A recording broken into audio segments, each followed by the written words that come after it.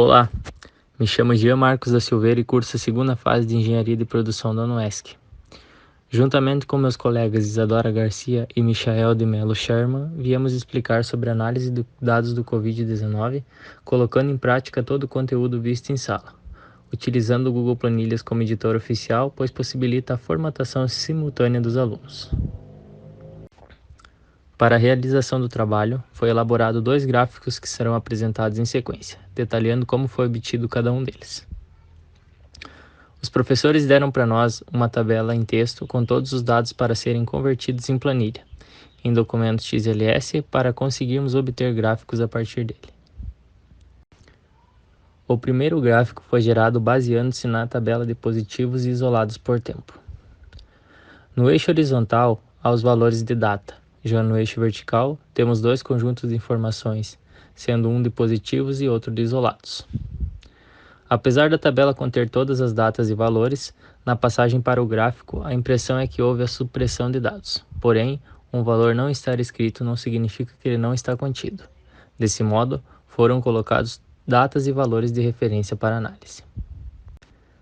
Vale ressaltar também que foi inserida a linha de tendência, representada pelas 2 linhas pretas. Qual é o método matemático usado para prever dados, podendo concluir se uma sequência de valores ficou abaixo ou acima do esperado, ou, em outros casos, o grau de dispersão de um dado.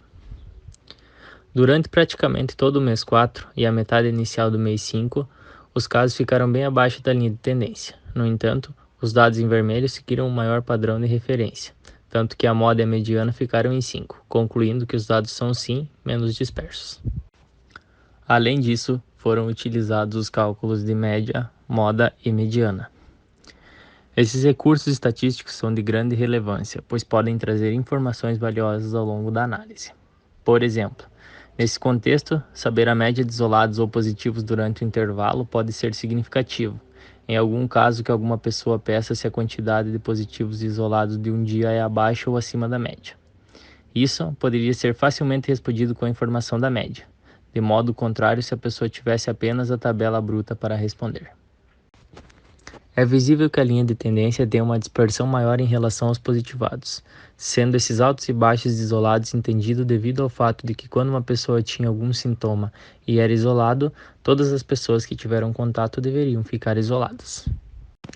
Já algumas inclinações do conjunto azul, como do meio do mês 5 até o final do mesmo mês, e a queda por volta do dia 7 de abril até o dia 12 de abril, e o salto do começo de agosto, esses intervalos possuem formas gráficas semelhantes ao gráfico exponencial, até porque é fato que um isolado geralmente pode gerar vários outros isolados e assim por diante.